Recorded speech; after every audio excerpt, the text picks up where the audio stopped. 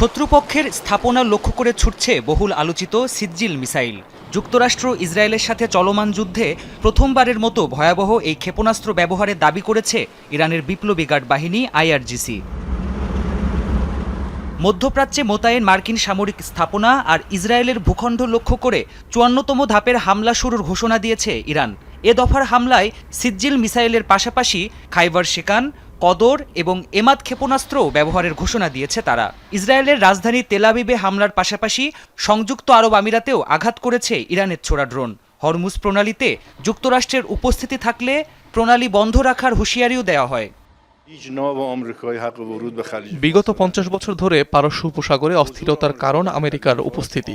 এখান থেকে যুক্তরাষ্ট্র না সরলে হরমুজ প্রণালী খোলা হবে না।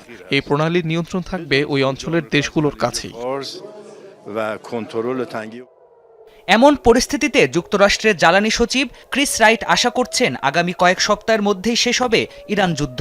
পাশাপাশি হরমুজ প্রণালীর প্রতি যেসব দেশ সবচেয়ে বেশি নির্ভরশীল তাদেরকে একজোট হওয়ার আহ্বানও জানিয়েছেন তিনি।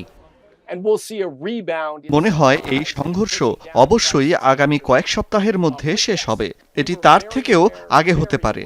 হরমুজ প্রণালীর উপর চীন, জাপান, কোরিয়া সহ এশিয়ার বহু দেশ নির্ভরশীল। তাই গুরুত্বপূর্ণ এই বাণিজ্য পথের সুরক্ষায় তাদেরই সবার আগে এগিয়ে আসা উচিত।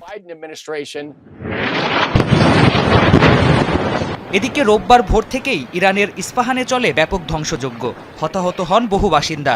এছাড়াও রাজধানী তেহরান সহ বিভিন্ন স্থানে চলে আগ্রাসন।